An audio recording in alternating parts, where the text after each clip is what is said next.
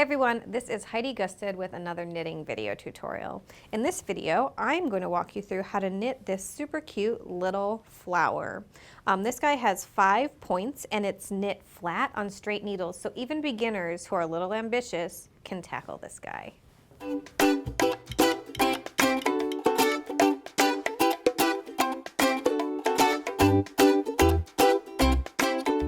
In this video, I'm going to walk you through how to make one of these really cute little flowers. For this flower that's red here, I cast on 51 stitches. For demonstration's sake though, I cast on 26 stitches on this straight needle here.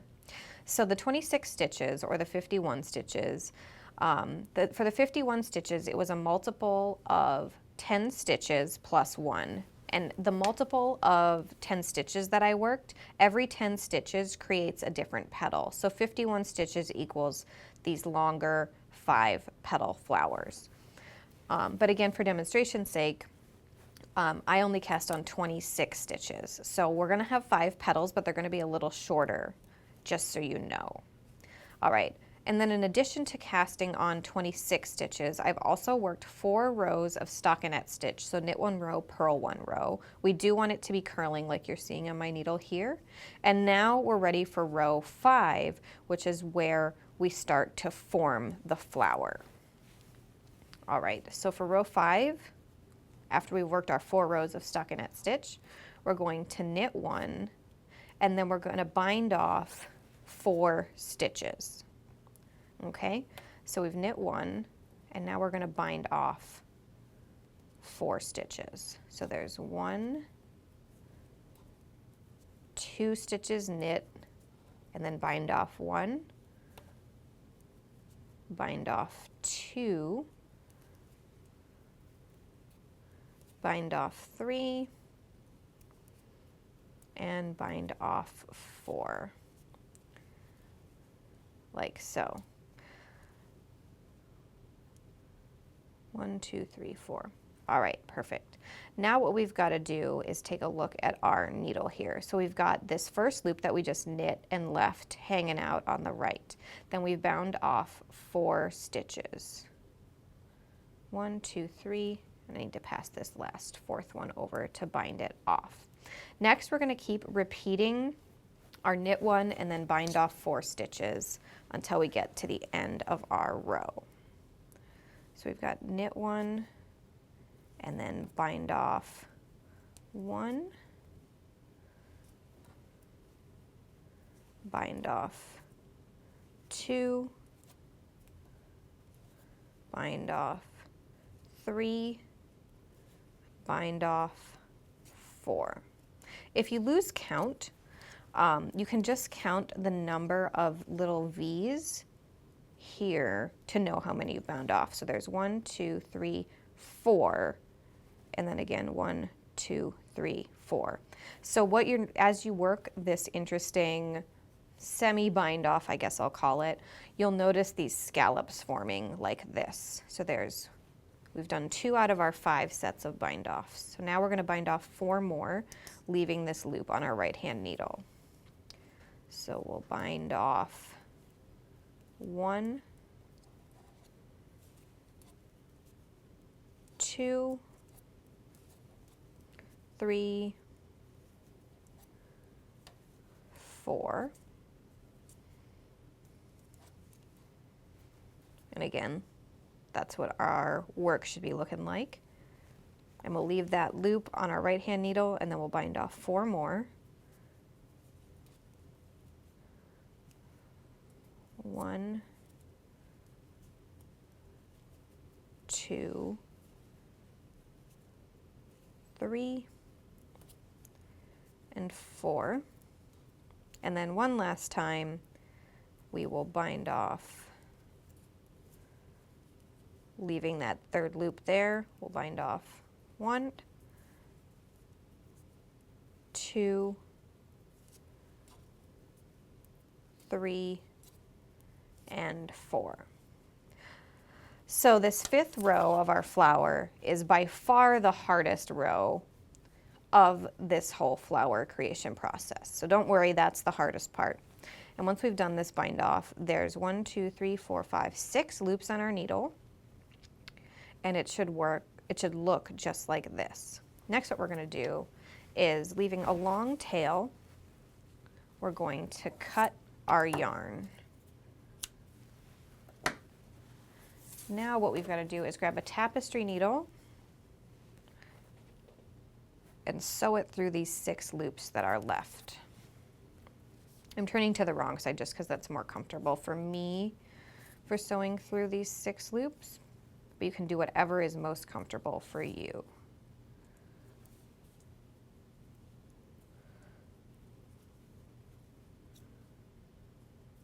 All right, then what we've got to do is draw this long tail through all of these loops and pull it tight.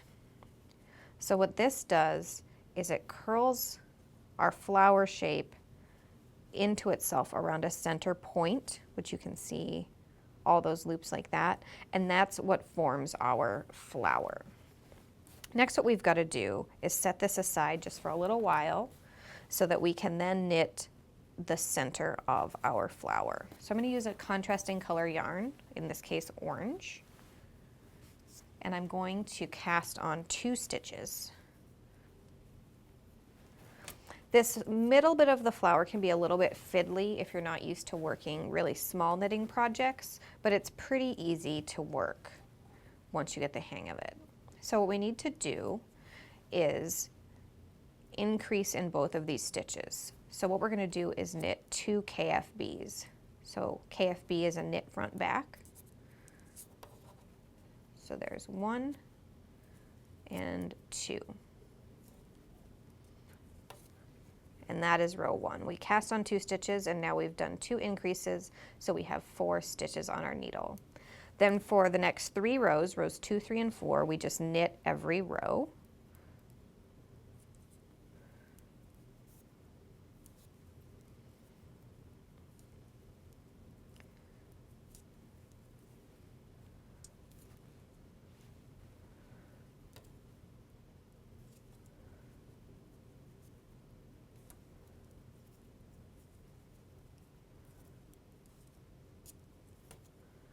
And one last row of knitting.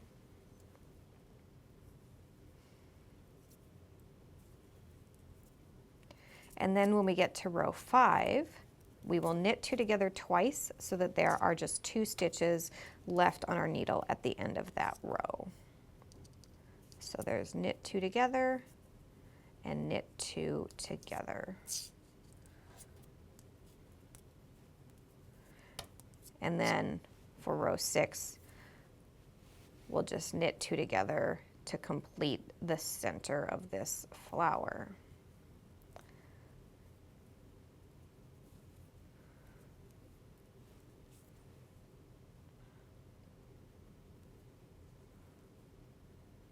There we go. Now what we're going to do is I'm going to leave a long tail again just so I have some extra yarn to work with. And we're going to secure that last loop.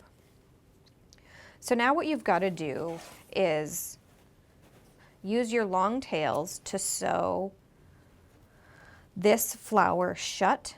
And so we've pulled it tight through these loops.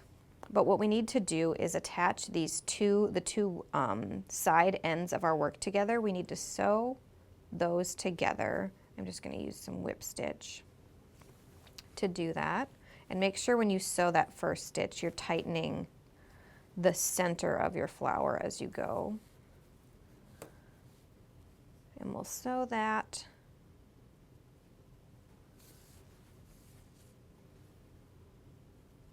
To make that last petal an appropriate petal shape. Then what you need to do is sew the center of your flower in place. And then as the thing with this knit flower is that you kind of have to use your best judgment as you work to create the flower shape you'd like to create. So in this flower I made ahead of this video, you can see that I really tightened up each of those petal openings to create a flower shape there and there. And then if we look here, this is where I did some whip stitching like I just demonstrated on my purple flower, to close the ends of my work to make that flower shape. Looking at the back, you can see that I tied a really tight knot to secure the center of my flower, and I wove in the ends a little bit. And then I did leave this extra long tail because that will come in handy when I want to actually attach this flower to something like a hat or a headband, or even just to a pin back to wear this as a brooch. My last tip for you before I go with this flower is to make sure to wet block your flower. I did that with this one, and I used straight pins during the blocking process to give it a really much more defined flower shape than this kind of nebulous shape that's created automatically when you first take your work off the needles. Embellishments like these are a really fun thing to have in your back pocket as a knitter because they're a really easy way to dress up an otherwise simple project.